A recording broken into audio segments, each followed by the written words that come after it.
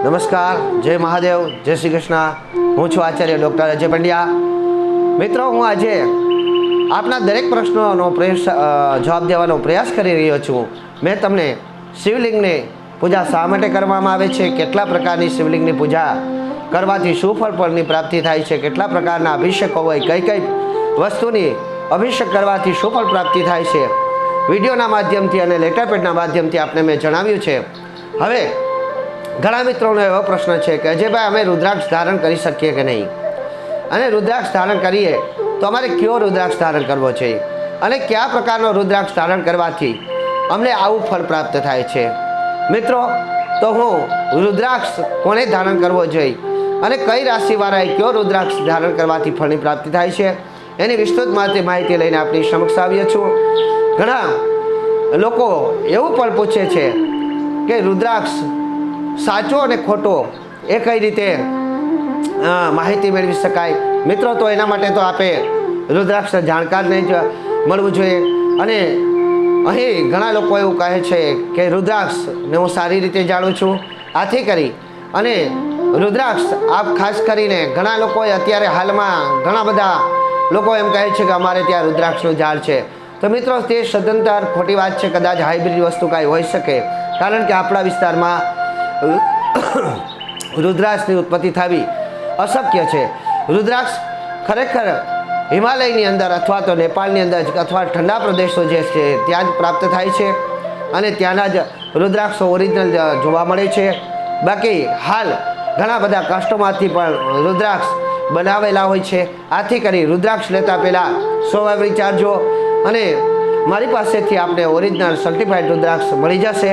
આથી કરી અને ઘણા મિત્રો એમ કહે છે કે આપણી પાસે મળશે। હા મિત્રો, જો કદાચ મારી પાસે એ રુદ્રાક્ષ ઉપલબ્ધ ન હોય અને આપ જો કહો તો એ રુદ્રાક્ષ હું અવશ્ય મેળવી દઈશ। મિત્રો, હવે મેં તમને કીધું એ પ્રમાણે કે લેટર પેડના માધ્યમથી પણ હું કહું છું કે ભાઈ તમારે શું શું કરવું જોઈએ, અહીં કઈ રાશિવાળાએ કેવા પ્રકારનો રુદ્રાક્ષ ધારણ કરવો જોઈએ એ લેટર પેડના માધ્યમથી મેં સમજાવવાનો પ્રયત્ન કર્યો છે। પ્રથમ, મેષ રાશિવાળાએ ષષ્ઠમુખી અથવા તો 11મુખી રુદ્રાક્ષ ધારણ કરવો જોઈએ। વૃષભના રાશિવાળાએ પંચમુખી અથવા તો 14મુખી રુદ્રાક્ષ ધારણ કરવો જોઈએ। મિથુન રાશિવાળાએ પંચમુખી અથવા 14મુખી રુદ્રાક્ષ ધારણ કરવો જોઈએ। કર્ક રાશિવાળાએ 1મુખી અથવા તો 10મુખી રુદ્રાક્ષ ધારણ કરવો જોઈએ। સિંહ રાશિવાળા જાતકે દ્વિમુખી અથવા તો સપ્તમુખી રુદ્રાક્ષ ધારણ કરવો જોઈએ। કન્યા રાશિવાળા જાતકે 9મુખી અથવા તો ચતુર્થમુખી રુદ્રાક્ષ ધારણ કરવો જોઈએ।